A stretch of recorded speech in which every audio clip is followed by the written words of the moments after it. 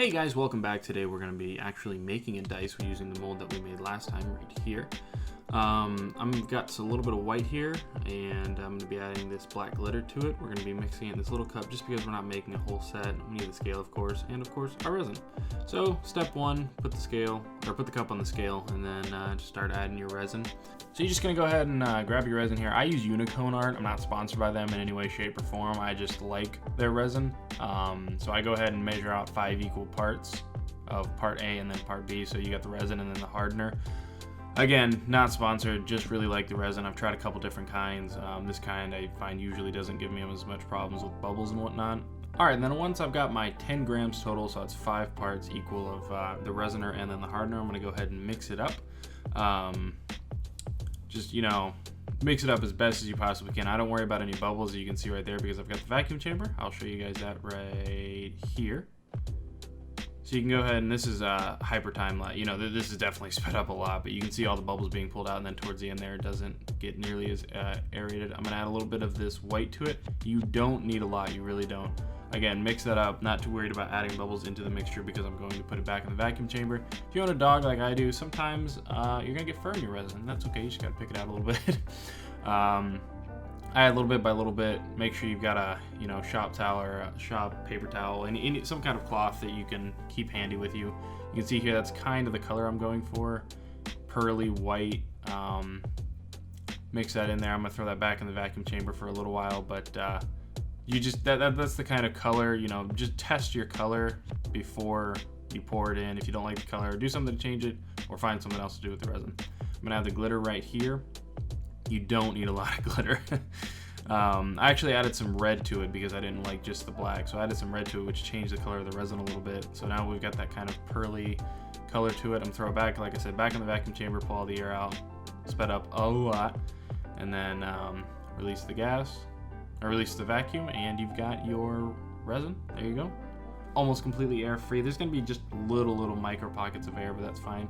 Now I've got these little pipettes that I'm gonna put in here and wait for them to fill up with resin. Put them into the mold. Do not squeeze them super hard when you're putting them into the mold because you don't want them to force the mold open. Once you got it full, it'll look something like this. We're gonna throw it into the pressure pot. We gotta let that sit for 24 hours and we'll come back to it as soon as it's done. Alrighty, it's now been 24 hours and our mold is ready. So we're gonna go ahead and we got a little bit of water here, a little bit of sandpaper. Put the water and the sandpaper together so you don't get dust everywhere. I got these micro mesh pads that I'm going to help sand it down. So we're going to go ahead and take the actual dice out of the mold here. Again, this is the mold that we made in part 1. If you guys haven't seen that, make sure to check it out. Try to be gentle when you're pulling it out so you don't rip the mold. This is what it looks like fresh out of the mold. You can see a little bit of resin there from where the two halves of the mold met. So now we're going to cut that off with a piece of scissors. Nope, not with a piece of scissors. With a pair of scissors. And I forget what that little piece is called, but this is what it looks like right off the bat. You can tell it's, it's a little shiny.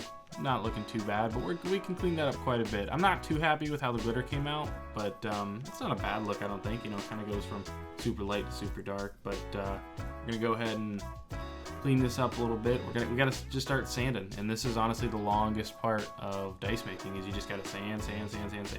I had water, like I said, I had water the sandpaper so that it doesn't get dusty, because I do this inside.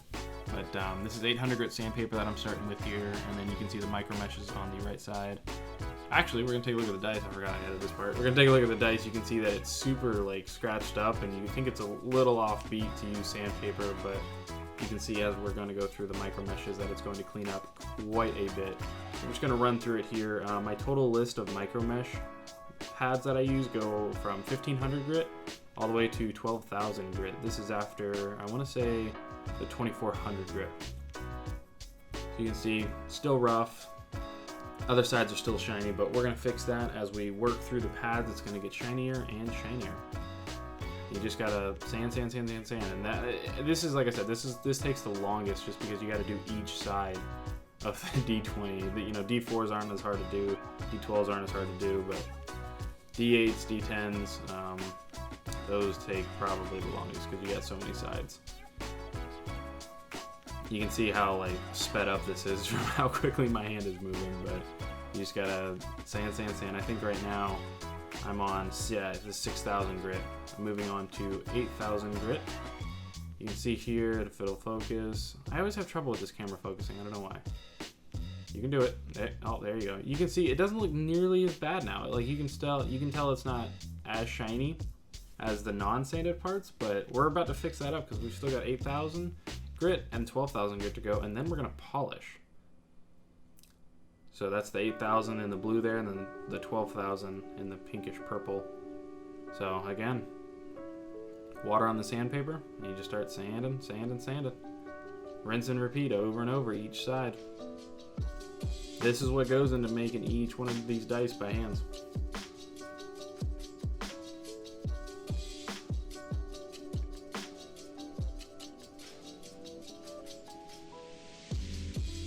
I always keep paper towels on, standby so that I can rinse them off as soon as I'm done with each side, so I can tell, I can dry it off right away and tell what it's actually looking like.